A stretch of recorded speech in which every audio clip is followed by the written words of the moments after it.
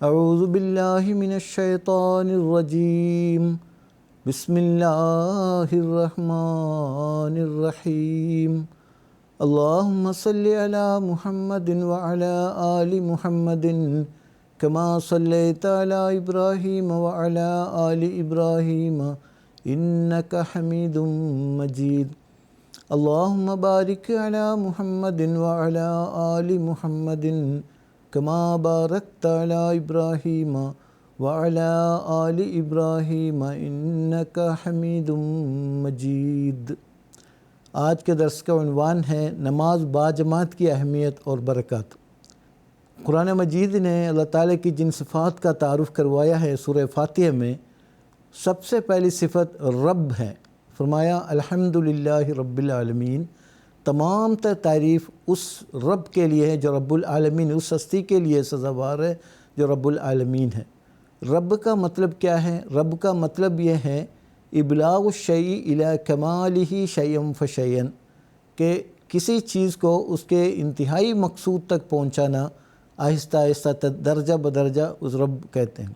تو اللہ تعالیٰ رب ہے، اس کی ربوبیت کا جو فیضان ہے، عام ہے۔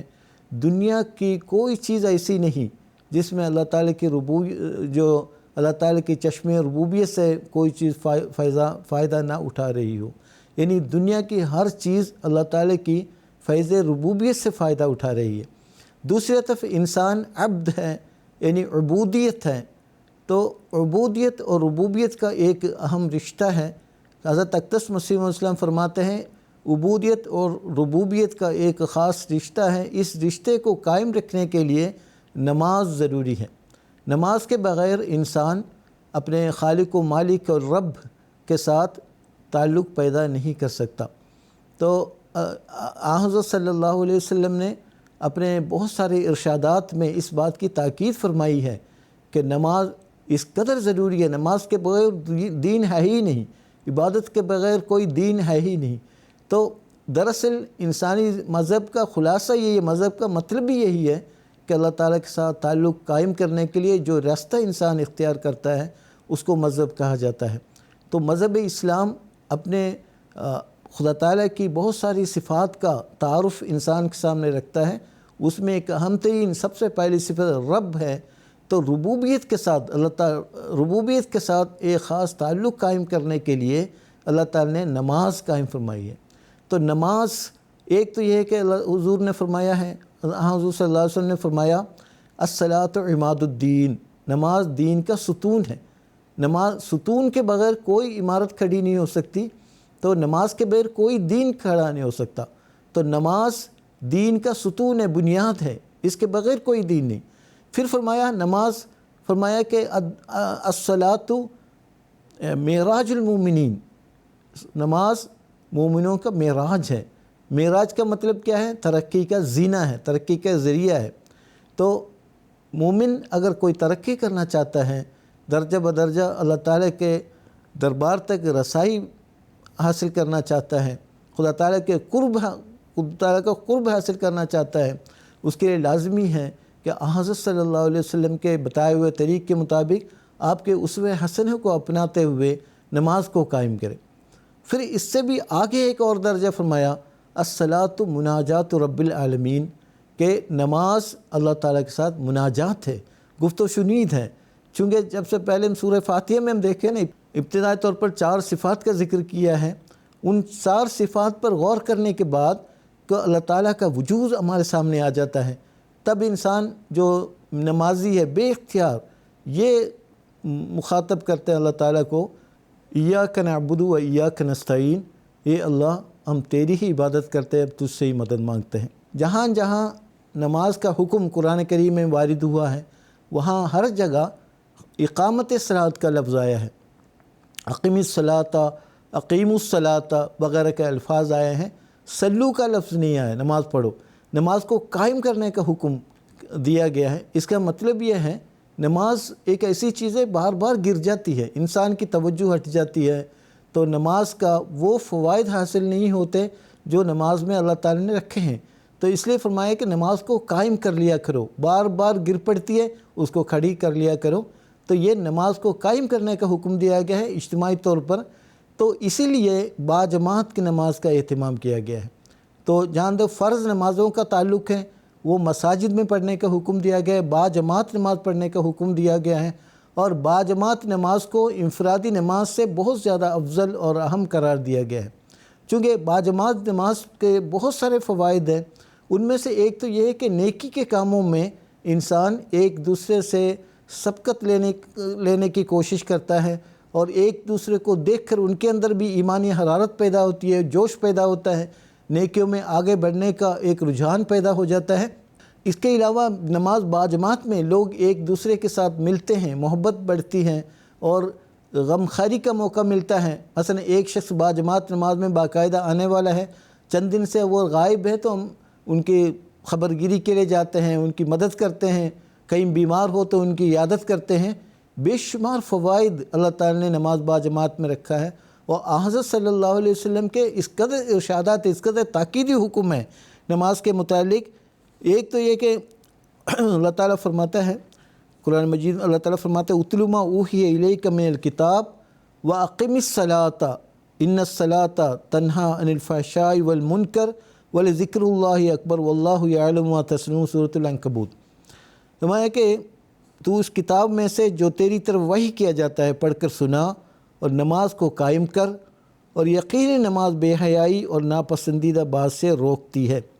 تو اللہ کا ذکر یقیناً سب ذکروں سے بڑا ہے، اور اللہ تعالیٰ جانتا ہے جو تم نہیں جانتے، جو بھی تم عمل کرتے ہو اللہ تعالیٰ اس سے واقف ہے۔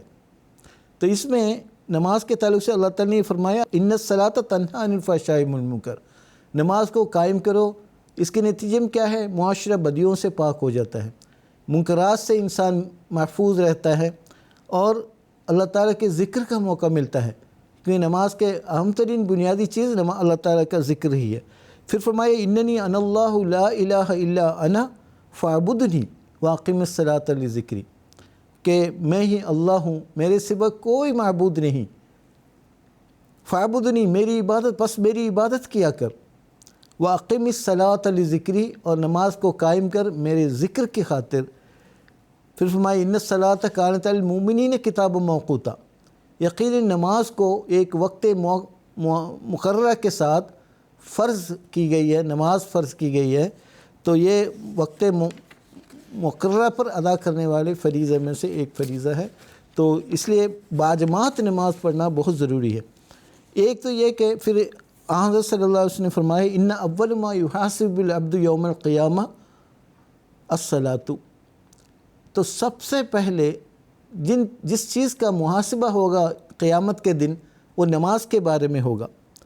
فَإِن صَلَحَتْ فَقَدْ أَفْلَحَ وَأَنجَحَ، اگر وہ صحیح ہو جائے وہ محاسبہ تو وہ کامیاب ہو جائے گا اور وہ نجات پائے گا، اگر وہ محاسبہ صحیح نہیں ہوا تو وہ قد خاب و خسر، وہ ناکام ہو جائے گا اور گھاٹے پانے والوں میں سے ہو جائے گا۔